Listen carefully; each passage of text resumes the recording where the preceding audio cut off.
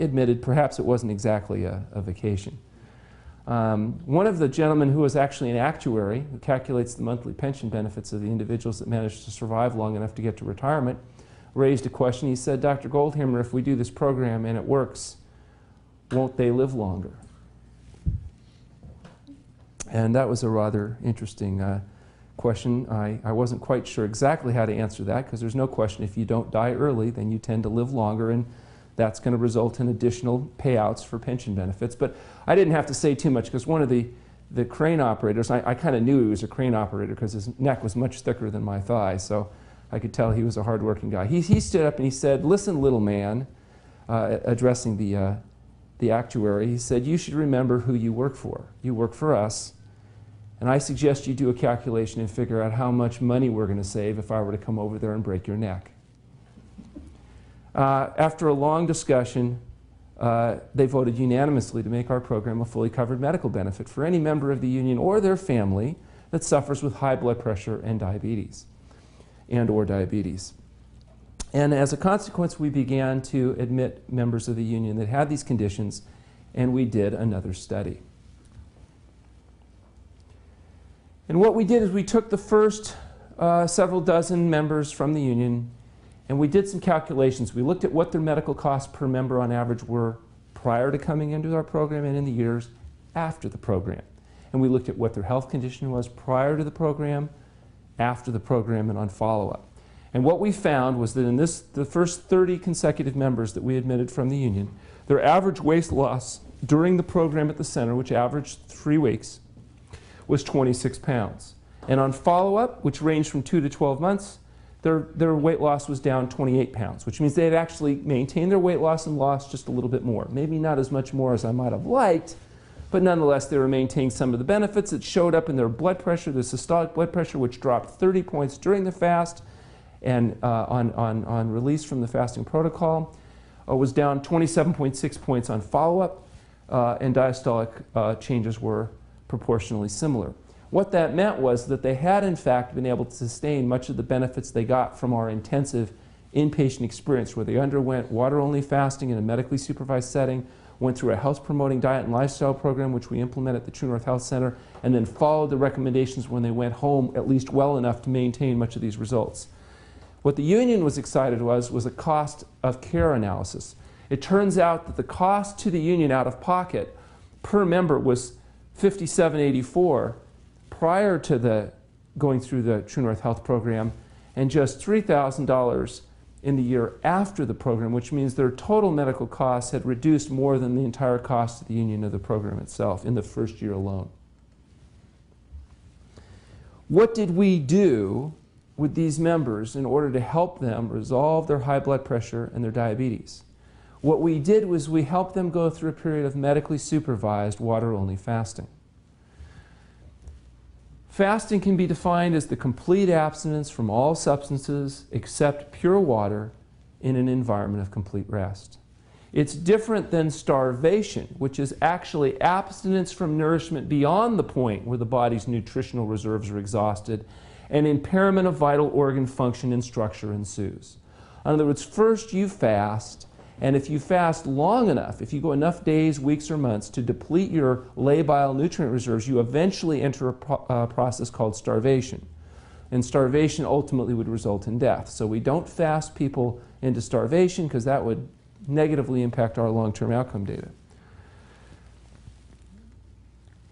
If you look at the biochemistry of fasting, you find that the average 70-kilogram male, so a male that's a little bit less than 160 pounds, would have on average 12.6 kilograms of fat, and that represents 18% of the body weight, or 117,000 calories. With a basal metabolic rate of 1 calorie per kilogram per hour, that equals about a 70-day supply of fuel. So the average thin male would have potential reserves, at least nutrient reserves, fat storage of about 70 days. But what's interesting is even moderate activity will double caloric utilization and increase protein utilization as well. So one of the important things we have to do to adapt to this biological adaptation of fasting is to ensure that people get rest. There are actually 4 phases that we can think about in relation to fasting. The first is the gastrointestinal phase, and it lasts about 6 hours, and that's when you utilize the nutrient reserves that are in your intestinal tract.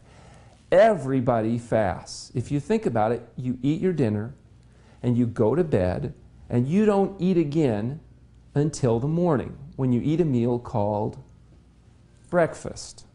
You break your fast of the evening before, and by the time you get to breakfast, you've actually gone through this gastrointestinal phase. You've used up the nutrient reserves that were in the intestinal tract, and you've begun to call on these other phases of fasting in order to sustain yourself. One of those phases, glycogenolysis, is where you're using glycogen stores as a source of sugar for both your muscles as well as your brain being the largest burner of glucose in the body. There's another process that comes in called gluconeogenesis. Now, this is a process where you break down protein in order to elaborate nutrients that can be used for fuel. And another phase of fasting, or ketosis, is where your body utilizes the byproducts of fatty acid metabolism to produce ketone bodies, which actually can then be burned by the brain. The human being is one of the few animals on the planet that has the ability to actually convert from burning the normal fuel, which is glucose, to burning a byproduct of fat metabolism, which are ketones. And so this is a unique adaptation that makes it possible for us to fast. Were it not for this biological capacity, we would not be able to fast for very many days before we rapidly deplete our protein reserves and enter starvation. By the end of the second week of fasting, the majority of energy is actually derived from the metabolism of ketone bodies. Most of our fuel is coming from breaking down fat. And as I said, even the brain itself begins to burn predominantly ketone bodies rather than its normal exclusive fuel of glucose. The biochemistry of fasting induces metabolic and hormonal changes essentially to draw upon our supply of fat, to spare our vital proteins, and to conserve nutrient resources.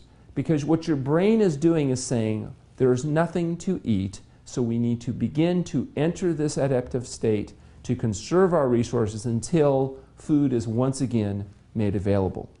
And it works out very well. For example, if spring comes late, your body's capable of adapting to that state without dying. And this adaptation of fasting, this biological adaptation, is something that we're able to utilize to help the body to overcome diseases that are associated with dietary excess in particular. The conditions that are caused by dietary excess, these conditions like high blood pressure and obesity and type 2 diabetes, and are aggravated like in autoimmune diseases. These conditions that are either caused or aggravated by dietary excess often are very responsive to appropriately conducted supervised water-only fasting. The fasting state gives the body to mobilize and eliminate a lot of these accumulated intermediary products of metabolism that build up within inside the tissues of the cell, to mobilize them, process them, and eliminate them. The indications for fasting, when is fasting appropriate, are actually fairly broad.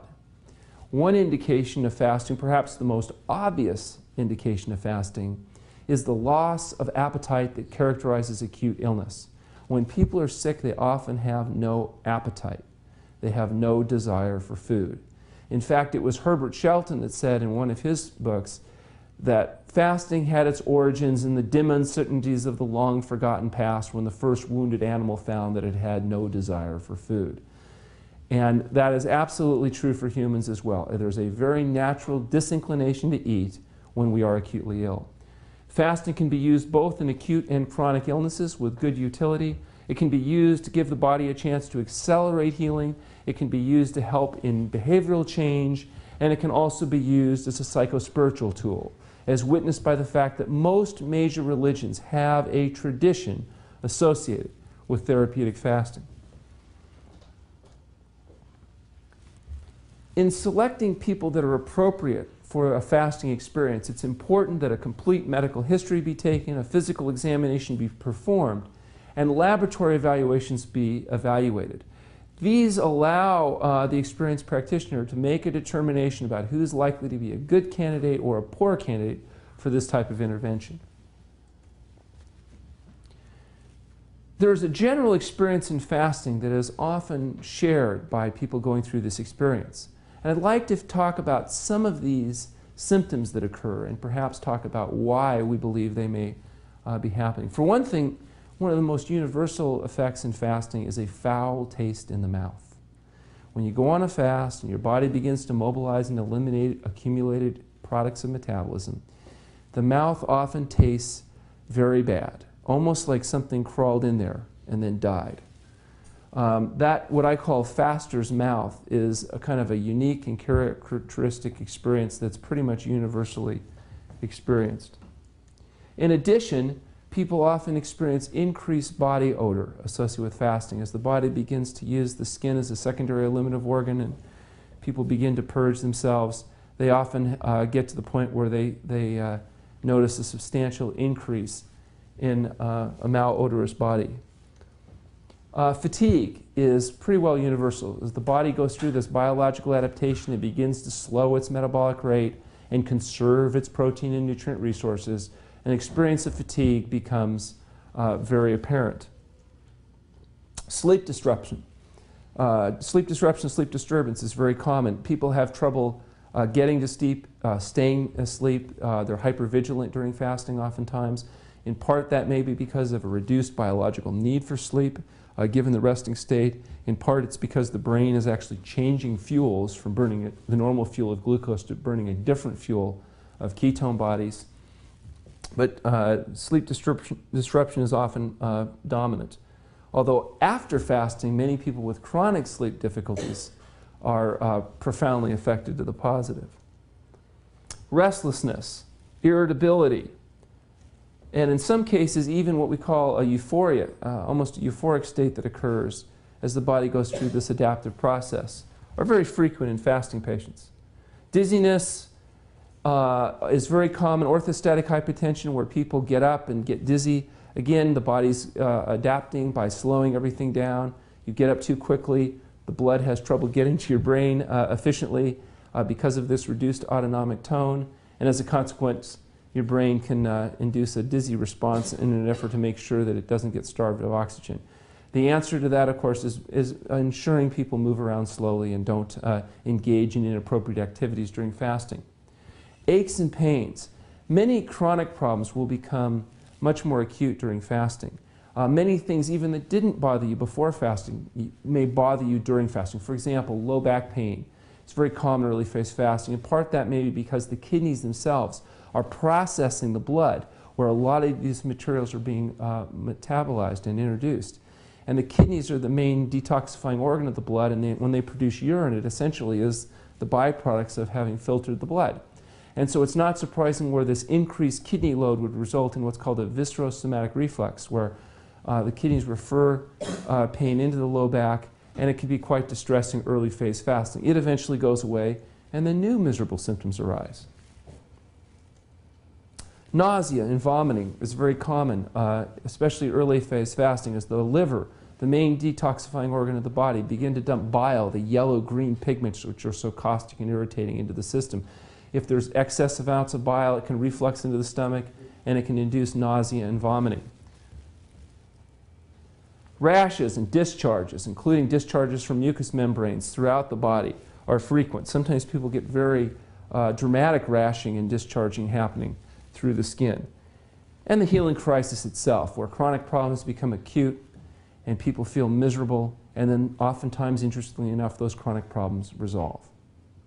The nature of fasting is often to give the body a chance to demonstrate an acute response to a chronic problem and resolve the chronicity.